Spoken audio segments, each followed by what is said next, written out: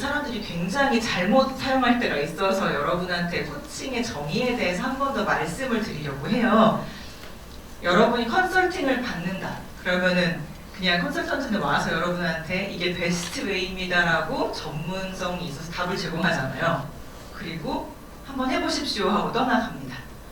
근데 뭐 오은영 박사 같은 상담가는 사실 심각한 심각한 이슈에서 예를 들어 상처를 입기 때문에 그걸 치유하기 위해서 과거의 상처를 치유하고 풀려받은 의사분들이 상담을 어떻게 보면 하고 그 다음에 질문을 하면서 답을 찾아가게 하는데 여러분은 멘토이자 코치를 왔다 갔다 하시는 거예요. 근데 멘토는 그 분야에서 조금은 더 전문성이 있고 답을 제공해주는 입장. 예를 들어서 아까 우리 조직에 온 지 얼마 안 된 대기업 임원 아니면은 우리 조직에 막 내가 새로 채용한 조금 더 젊은 직원 그럴 경우에는 답을 제공하면서 멘토링을 해야 되겠지만 6개월 후, 1년 후 아니면은 뭐 정말 경력직이다 아니면은 그렇다고 하면은 정말 코칭만 해도 되는 포지션에 있는 거예요. 코칭은 그 사람이 내가 질문을 하는데 그 사람이 전문성이 있고 스스로 할 수 있다고 믿어주면서 계속적으로 질문을 통해서 이야기를 하고 동기부여를 하고 이끌어주는 역할을 하는 것이 바로 코칭입니다. 근데 그냥 본인이 얘기하면서 자기가 하고 싶은 얘기 다 하고 난 코칭했어요 라고 하는 분들이 많이 있거든요. 아직도 조직에서. 그래서 사람들이 코칭이라는 단어를 오해하는 경우들이 예전에는 많이 있었어요.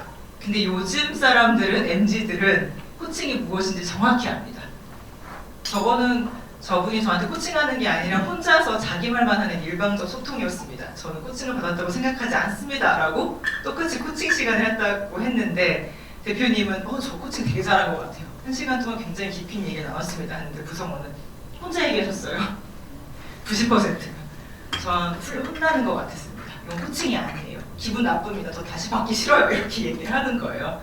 그래서 이거에 대한 생각의 차이가 굉장히 크구나. 근데 여기서 여러분이 앞으로도 배운 사람처럼 이야기하시기 위해서는 코칭이란 스스로 답을 찾아갈 수 있도록 내가 질문하고 구성원이 스스로 답을 찾아가는 그 과정이구나라고 생각을 하시면 좋을 것 같아요.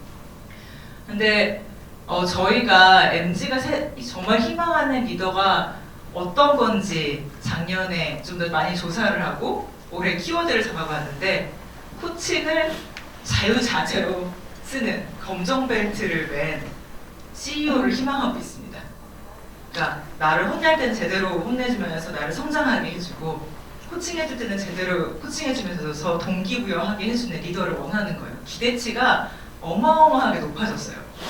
그래서 리더분들이 많이 피곤해하시거든요.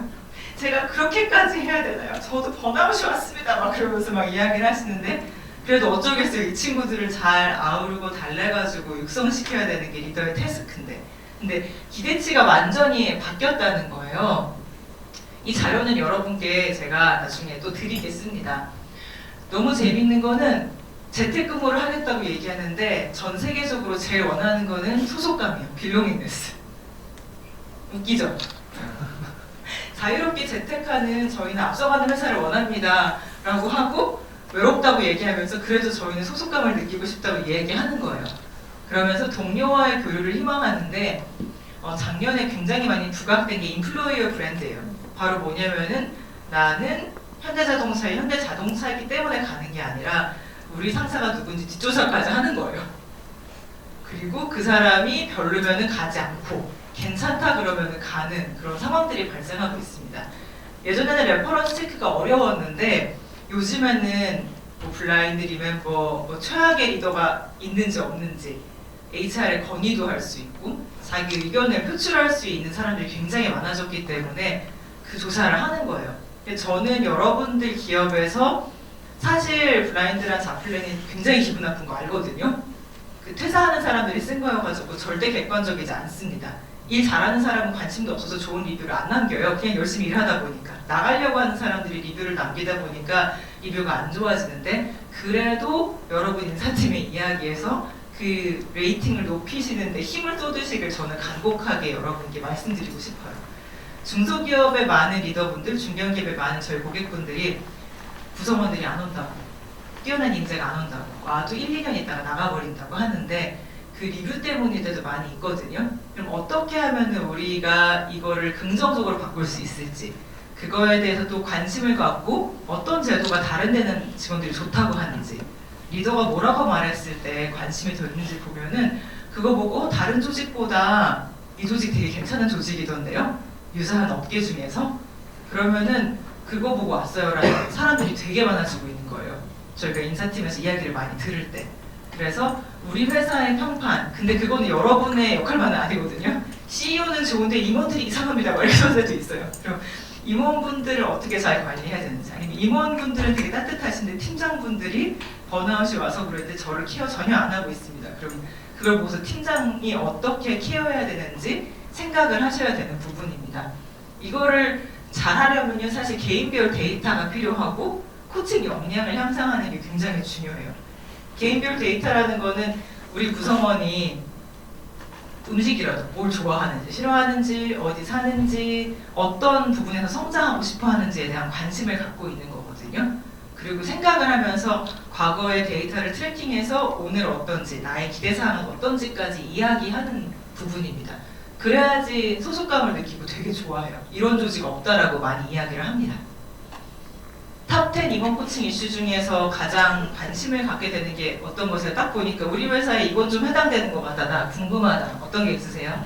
효과적으로 커뮤니케이션 해야지 마음이 통하고, 그래야 사실 관계가 형성되고 신뢰가 구축이 돼서 동기부여도 되고, 또 영원한 저성과자는 없잖아요. 잠깐 저성과자인 이 사람들, 안타까운 사람들을 어떻게 케어할 건지, 하지만 나의 감정 관리는 어떻게 할 것인지, 역 멘토링이나 역 코칭으로 그 같이 받았다가 리더분들이 화가 나서 멈춘 조직이 대부분입니다.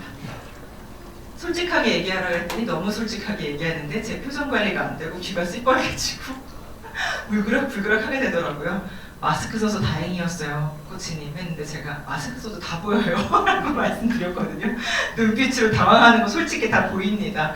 그래서 내가 내 감정을 어떻게 관리하는지도 사실 리더분들의 중요한 이슈가 됐어요.